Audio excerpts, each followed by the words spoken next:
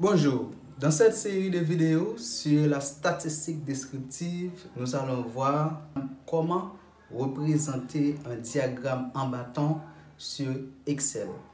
Donc, généralement, nous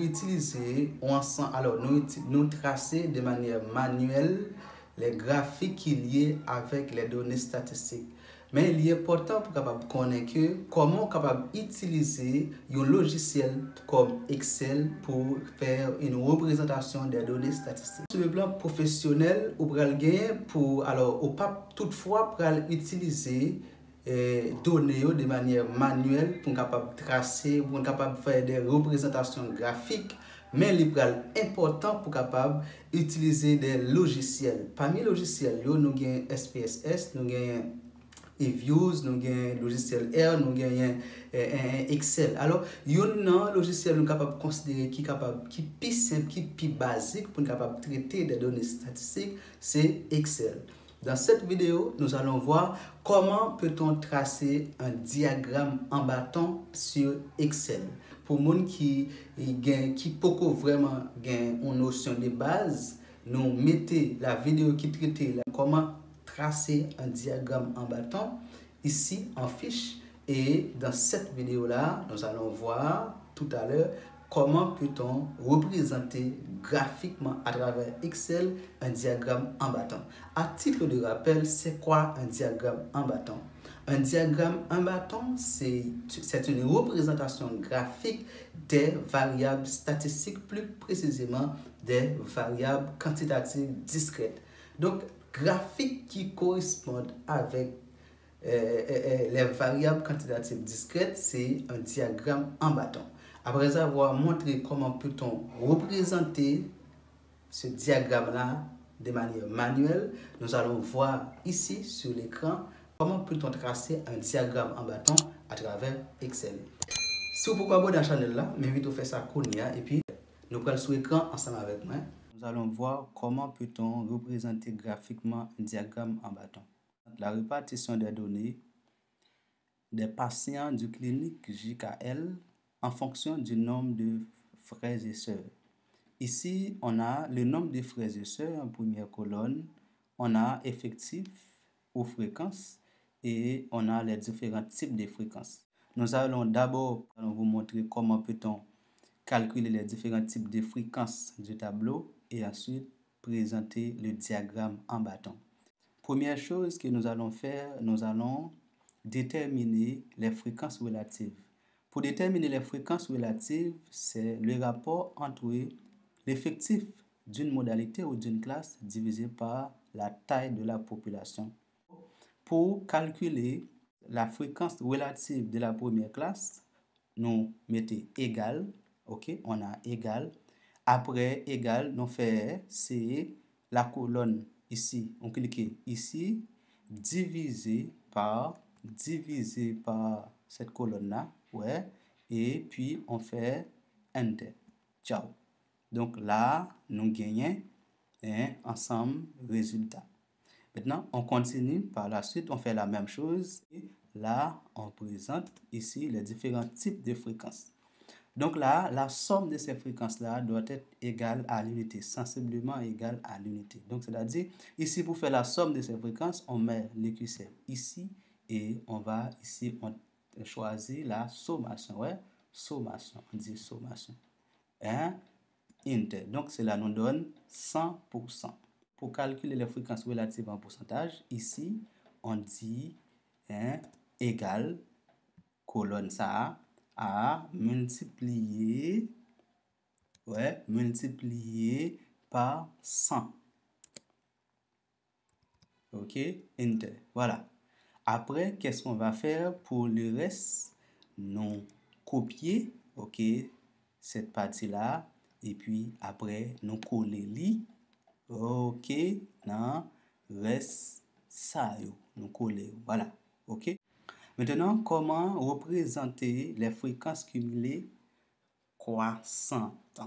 Le principe nous dit que la fréquence absolue simple de la première classe est égale à la première fréquence cumulée croissante. Ici, on met 11 et pour calculer les autres, on dit c'est c'est 11, et puis plus 15, égal. La même chose, on dit égal. Ici, on dit c'est 26, ok, plus 26 plus 16, enter, ainsi de suite. Donc, comme le principe a dit que la fréquence cumulée de la fréquence cumulée croissante de la dernière classe doit être toujours égale à la taille de la population. Maintenant, pour calculer les fréquences cumulées décroissantes, ici, on dit la fréquence cumulée décroissante de la première classe doit être toujours égale à la taille de la population. Puis, on décroît. Ici, on dit égal, c'est 60, et moins 11. Égal, ouais, ainsi de suite. On dit égal, c'est 49 et moins 15. Égal, on dit ici la même chose, c'est 34 et puis moins 16. On représente la distribution des fréquences. Maintenant, nous allons voir comment présenter le diagramme en bâton. Modalité, ici, la première colonne en abscisse et les fréquences en ordonnée. Maintenant, nous allons utiliser les fréquences relatives en pourcentage, ou encore on peut dire les pourcentages en ordonnée. D'abord, premièrement, qu'est-ce qu'on va faire? On sélectionne la première colonne, le total par là-dedans, puis on presse CTRL, on sélectionne, ok, les fréquences en pourcentage jusqu'ici, ok, puis on va dans insertion. Ici, on peut utiliser les lignages de points ici, de cette manière. Donc, cela nous donne cette représentation-là. Puis, on clique sur changer le type de graphique ici. On clique ici et on choisit, par exemple, ce type de graphique-là. Voilà. Ouais. Pour modifier le diagramme, on double-clique sur le diagramme, double-clique ici. Après, on va dans cette partie-là. Ici, on met ça, la valeur à 500. C'est plus petit valeur nous capable de mettre intervalle. Après ça, nous faisons OK. Voilà, à 500, OK. Donc maintenant, nous gagnons barre. Mais à travers le diagramme, ça, nous sommes capables de gagner plusieurs autres types, nous sommes capables de choisir. Nous sommes capables de choisir, mettre pourcentage autour, sous si nous voulons, ouais, etc., etc. Ok, mettre barre.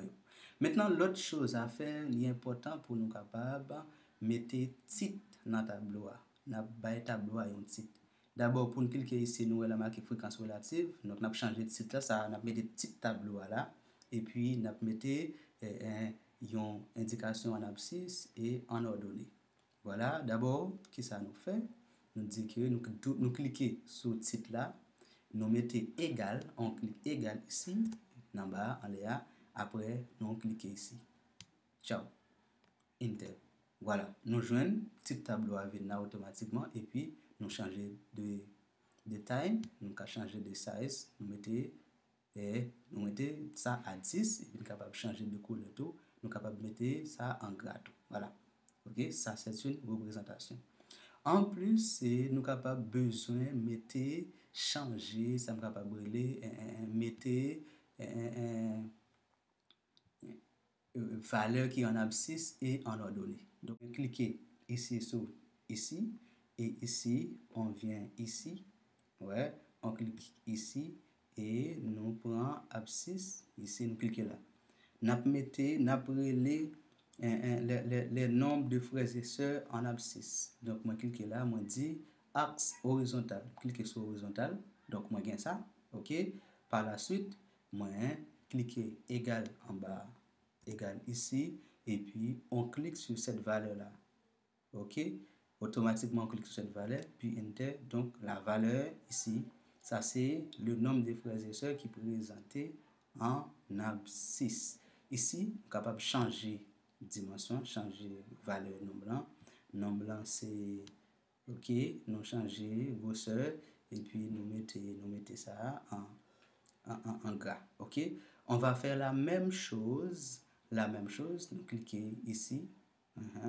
Voilà. Nous venons là pour axe vertical là. Alors, nous finissons faire pour horizontal là, nous pourrons le faire pour vertical là. Vertical. Ici, nous voyons la représentation apparaître ici. Et on met égal ici. OK? Puis on clique sur les fréquences relatives. Ces fréquences relatives nous gagnons là. Nous faisons déplacer le graphique là pour nous capable venir là. On clique ici. On prend valeur ça. Alors, on a pour commencer. Et on a pour retirer ça. Ciao. OK? On vient là. Nous dit, nous mettons là. En égal ici. Après, nous cliquons pourcentage, fréquence relative en pourcentage, puis Enter. Voilà. Valeur présentée en pourcentage. Puis, nous sommes capables de changer de size.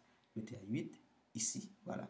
Nous voyons comment nous sommes capables de faire, capables de manier différents types de représentations, nous sommes capables de gagner là à travers ça. Si nous voulons changer couleur graphique là, on fait là, on fait double clic, modifier tout, puis on vient ici, on fait ici, on clique ici sur par exemple ça, nous changer couleur. Ouais, si moi je voulais mettre choisir l'autre couleur, je voulais mettre un bleu, bleu pâle, OK. Ça c'est pour bordure, si je voulais changer bordure. Si je voulais changer bordure, je vais venir là, je changer bordure automatique. Si je voulais mettre bordure les rouges, je vais changer bordure, mettre l'autre couleur. Pour mettre bordure en l'autre couleur, je fais la même chose. OK, je clique sur l'autre valeur, donc moi je gagne l'autre diagramme en bâton. Donc voilà, c'est cette manière-là qu'on peut représenter le diagramme en bâton.